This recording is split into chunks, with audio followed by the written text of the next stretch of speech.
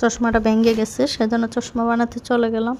তো চশমাটা কেমন হয়েছে অবশ্য আপনারা জানাবেন, কারণ মোবাইল দেখি যাই করে ইদানিং একদম কাছের জিনিসগুলো দেখতে পাচ্ছি না।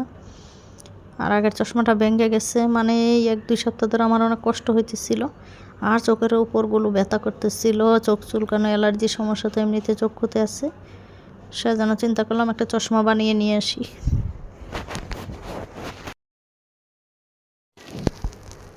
আর আজকে দুপুরে যা যা রান্না করেছি সেটাও দেখাচ্ছি। অল্প অল্প করে অনেক পদ রান্না করতে হয় গরমের মধ্যে, কিছুই করার নাই, আমাদের গৃহিণীদের কোনো ছুটি নেই।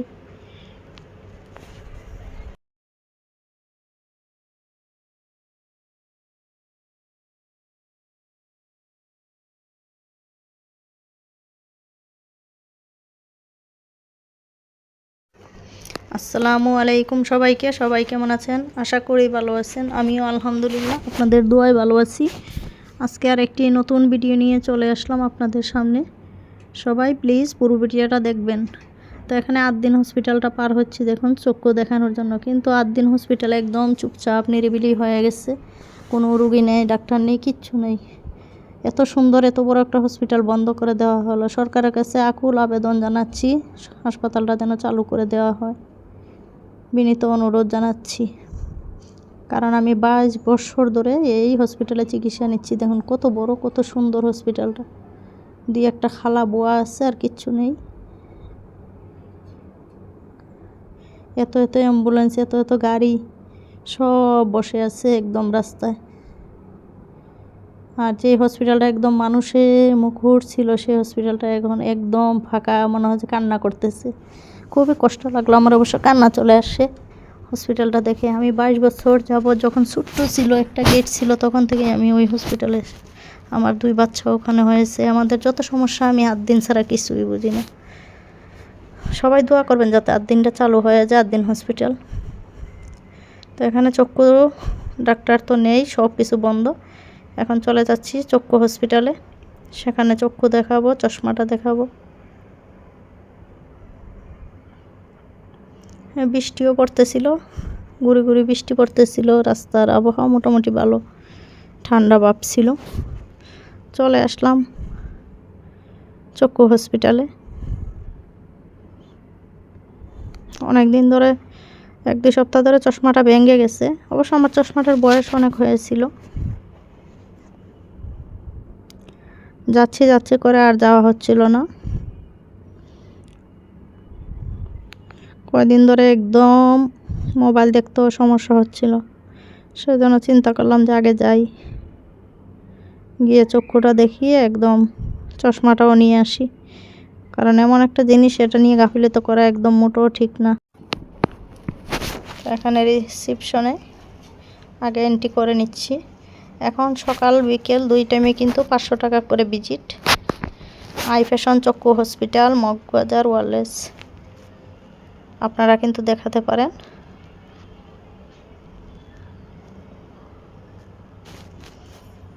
এই হসপিটালটাও চক্ষুর জন্য খুবই ভালো, এখানে শুধু চক্ষু চিকিৎসা করা হয়। তো রোগী তেমন ছিল না, 4 জন সিরিয়ালের পর ছিল আমার সিরিয়ালটা, সেজন্য আমি বসেছিলাম। তো এখন ভিতরে ডাক্তার দেখিয়ে চক্ষু পরীক্ষা নিরীক্ষা করে চশমার পাওয়ারটা বাড়িয়ে দিল। এখন এখানে দেখাচ্ছি যে চশমাটা কত নিবে, যেটা পছন্দ হচ্ছে সেটার প্রাইস কেমন সেটাই দেখতেছিলাম।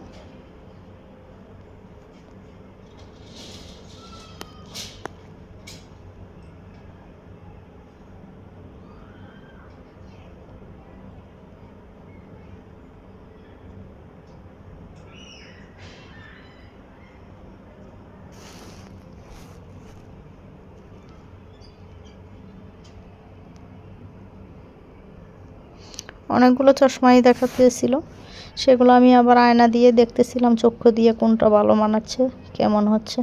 তো সবগুলো চশমাই মনে হচ্ছিল যে আগের মডেল, আমার মোটেও পছন্দ হচ্ছিল না। এই যে এটা কিন্তু আমি বর্তমানে ব্যবহার করতেছিলাম, সেটাই ভেঙে গেছে, সেটাই আবার এই ডিজাইনটাই আমাকে দেখাইলো, কিন্তু আমার এটা ভালো লাগতেছিল না। একে একে অনেকগুলোই দেখাইছিল।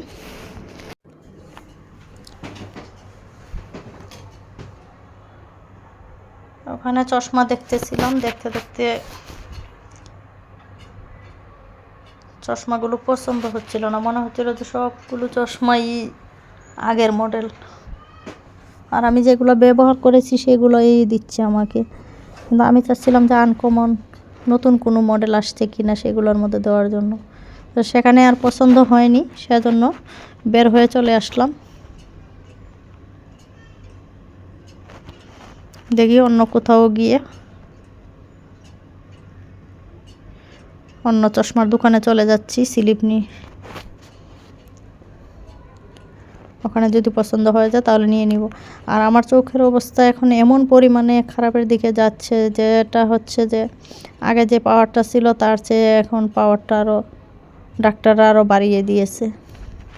আমি নিজে অনুভব করতেছিলাম যখন ওই চশমাটা ব্যবহার করতাম, তখন মনে হতো যে আমার চক্ষুর উপরে ভুরুগুলোর মধ্যে ব্যথা করতো, অল্প অল্প ব্যথা হচ্ছিল।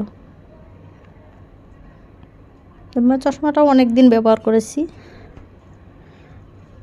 তো এখন দেখতেছি যে কয়েকদিন ধরে চশমা ছাড়া চলা মানে ঝামেলা হয়ে যাচ্ছে। কারো ফোন দিতে গেলে উলট পালট ফোন দিয়ে দিচ্ছি, সেই সমস্যাগুলো হইতেছিল আমার। সেজন্য তাড়াহুড়ো করে চলে গেলাম। আর ঘুরে ঘুরে বৃষ্টি পড়তেছিল, আকাশের অবস্থাও তেমন ভালো ছিল না।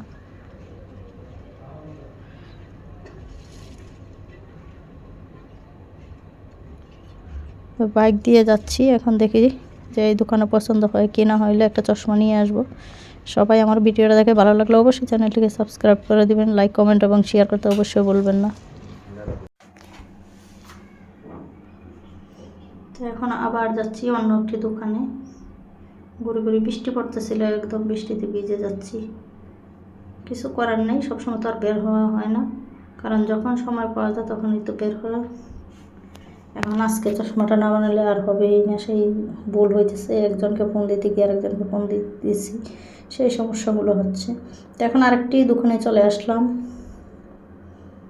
এখানেও দেখতেছি যেটা পছন্দ, তো এখানে মোটামুটি একটা পছন্দ হয়ে গেছে।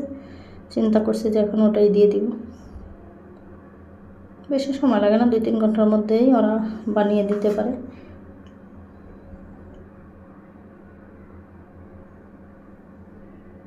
তো এখন পছন্দ হয়ে গেল, 2 ঘন্টার মধ্যে, এই যে 2 ঘন্টা পরে নিয়ে আসছি। তো এটা নিলাম, কেমন হলো অবশ্যই আপনারা কমেন্টে জানাবেন। প্রাইসটা আমি আর বলতে চাচ্ছি না, তা আমার একদম মাপ মতো হয়েছে, আমার ভালোই লাগলো, সেই জন্য ওটা নিলাম। আর কারণ মোবাইল দেখার কারণে চোখের একটু প্রবলেম হয়। আমি তো এত বেশি দেখি না, রান্নাবান্না যখন করি মাঝে মাঝে একটু মোবাইল নিয়ে বসা হয় ফ্রি টাইমে। বাচ্চাদের তো সারাক্ষণে দেখে, বাচ্চাদের টোটাল ডাক্তার নিষেধ করেছে যাতে মোবাইল ব্যবহার থেকে দূরে রাখতে, কিন্তু এখনের যুগে বাচ্চারা তো মোবাইল ছাড়া কিছুই বোঝে না। এই চশমাটাই নিয়ে আসছি। আর বলছে যে সবসময় ব্যবহার করার জন্য, কিন্তু আমি তো সবসময় ব্যবহার করতে পারি না। সবাই ভালো থাকুন, সুস্থ থাকুন, আল্লাহ হাফেজ।